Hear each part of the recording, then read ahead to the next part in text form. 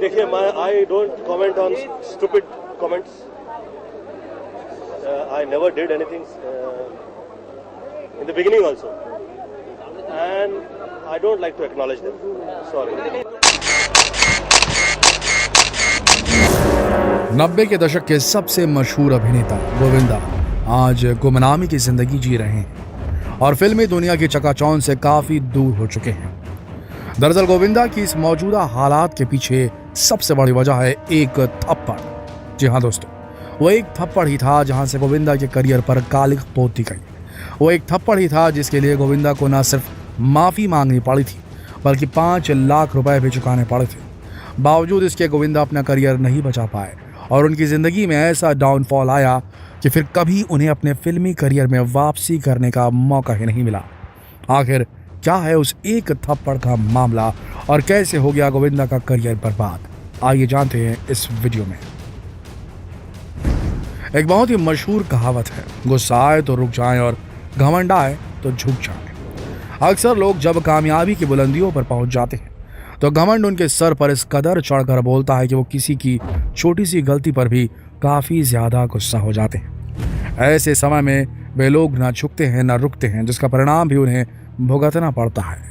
ये कहावत बिल्कुल सटीक बैठती है बॉलीवुड के मशहूर अभिनेता गोविंदा पर। जी हाँ दोस्तों, किसी समय गोविंदा बॉलीवुड में इतने ज्यादा प्रसिद्ध हो चुके थे कि उनके सामने इंडस्ट्री के दूसरे एक्टर पानी कम चाय लगने लगे थे। गोविंदा एक से बढ़कर एक सुपरहिट फिल्में देते ही जा रहे थे और लोगों के दिलों पर छा चुके थे। 90 का दशक तो ऐसा दौर था जब लोग बड़े पर्दे पर केवल गोविंदा को ही देखना पसंद करते थे। कहा जाता है कि गोविंदा के पास इतनी सारी फिल्में रहती थी कि एक दिन में वे 7 से 8 फिल्मों की शूटिंग किया करते थे। इससे आप अंदाजा लगा लीजिए कि इस आदमी ने कितना जलवा बिखेरा होगा। बताया जाता है एक समय ऐसा भी आया जब गोविंदा के पास 70 फिल्में पेंडिंग पड़ी हुई थी जिन्हें गोविंदा ने साइन किया था।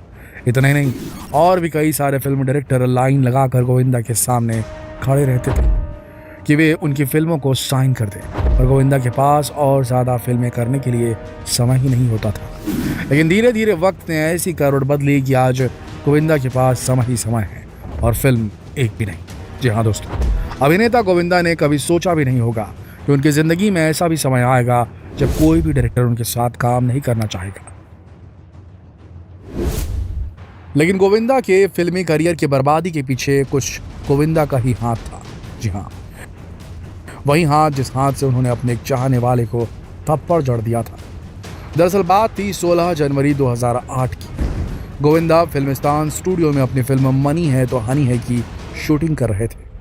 इसी दौरान कुछ ऐसी घटना हो गई कि गोविंदा ने संतोष राय नाम के अपने एक फैन को जोरदार थप्पड़ मार दिया। इसी बीच किसी ने इस पूरी घटना का वीडियो बना लिया और गोविंदा मुश्किल में फंस गए।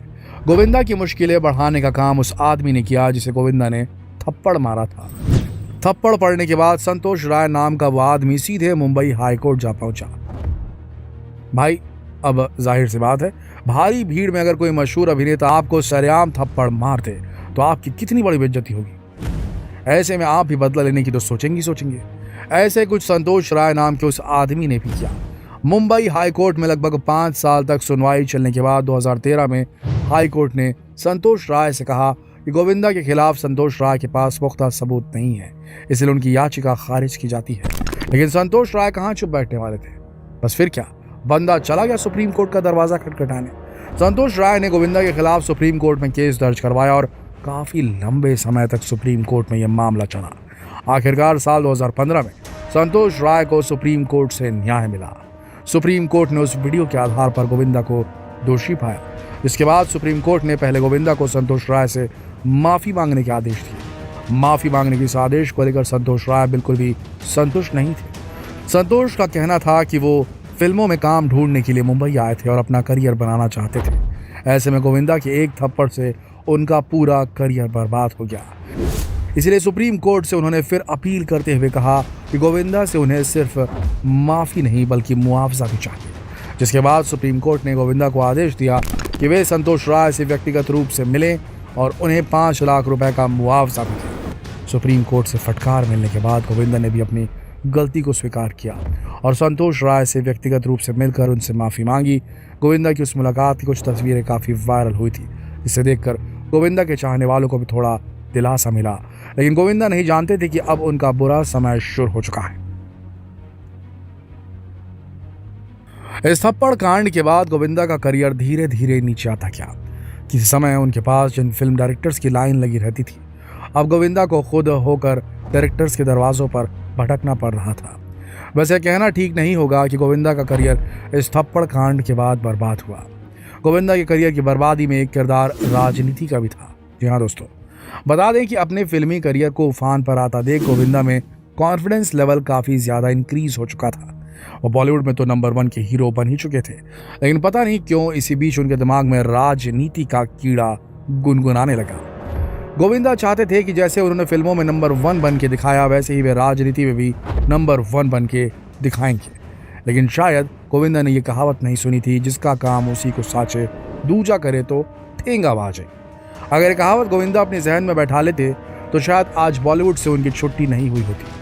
हुआ यूं कि 2004 में गोविंदा कांग्रेस पार्टी की टिकट से लोकसभा का चुनाव लड़ने के लिए खड़े हो गए। गोविंदा की पॉपुलैरिटी इतनी ज़्यादा थी कि वे भारी बहुमत से चुनाव भी जीत गए। चुनाव में उन्होंने लोगों से कई बड़े बड़े वादे किए थे, लेकिन चुनाव खत्म होते ही गोविंदा उन वादों को भूल गए। वैसे भी राजनीति में उतरे हुए हर नेता को भूलने की कुछ ज़्यादा ही समस्या होती है। बताया जाता है कि चुनाव में जीतने के बाद 10 महीने तक गोविंदा किसी को दिखा ही नहीं दिए। एक सांसद के रूप में गोविंदा के लिए लोगों के मन में काफ़ी बुराई घर करती जा रही थी। लोगों ने गोविंदा के ऊपर आरोप लगाए थे। गोविंदा उनके इलाके के सांसद होकर उनकी समस्याओं पर ध्यान नहीं दे पा रहे, उनकी परेशानियों को नहीं सुन पा रहे। इसी बीच साल 2005 में गोविंदा के संसदीय इलाके में भारी बारिश के कारण 450 लोगों की जान चली गई। अब तो आप समझ ही सकते हैं कि लोगों के मन में गोविंदा के लिए गुस्सा किस कदर उफान पर चढ़ गया होगा। इसी बीच मुंबई में एडमिनिस्ट्रेशन के द्वारा डांस बार को बंद करवाने को लेकर एक फरमान जारी हुआ, लेकिन गोविंदा खुलकर डांस बार बंद करने के फरमान का विरोध करने के लिए उतर आए।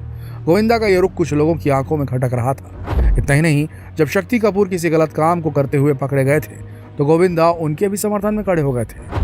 ये सारी छोटी छोटी घटनाओं के कारण राजनीति में नंबर 1 बनने का गोविंदा का सपना चकनाचूर हो गया और साल 2008 में उन्होंने राजनीति की दुनिया को छोड़कर फिर से फिल्मी दुनिया में वापसी करने का फैसला किया। फिल्मी दुनिया में वापसी करते ही वो थप्पड़ वाला कांड हो गया। मानो ऐसा लग रहा हो कि जैसे गोविंदा की किस्मत ही उन्हें पीछे खींच रही हो। भले ही गोविंदा ने थप्पड़ किसी दूसरे को मारा था, लेकिन असलियत में उनकी किस्मत ने ही उनके करियर पर करारा थप्पड़ जड़ दिया था। हालांकि इसके बाद गोविंदा ने और भी कई सारी फिल्में की, लेकिन उन फिल्मों में लोगों को वो गोविंदा नहीं दिखाई दिया जिस गोविंदा को देखने के लिए बॉक्स ऑफिस पर लोगों की होड़ लग जाती थी। तो दोस्तों, देखा आपने किस तरह से गुस्सा इंसान के लिए काफ़ी घातक साबित हो सकता है। भले ही गोविंदा ने गुस्से में आकर वो कर दिया जो उन्हें नहीं करना चाहिए था, लेकिन उनका फिल्मी करियर अब हमेशा के लिए तबाह हो गया। जबकि आज भी गोविंदा के चाहने वालों की कमी नहीं है। आज भी कई सारे क्रेजी फैंस हैं जो गोविंदा को फिर से एक बार वापसी करते देखना चाहते हैं। क्या आप भी उन चाहने वालों में से एक हैं, गोविंदा के फ़ैन हैं? तो अपने विचारों को कमेंट सेक्शन में लिखना ना भूलें। जितना हो सके ये सवाल दोस्तों से पूछने के लिए इस वीडियो को शेयर करें, फेसबुक पर, व्हाट्सएप पर, यूट्यूब पर। कल फिर मिलते हैं एक और दिलचस्प वीडियो में। तब तक के लिए आप सबका इस वीडियो के अंत तक बने रहने के लिए दिल से धन्यवाद।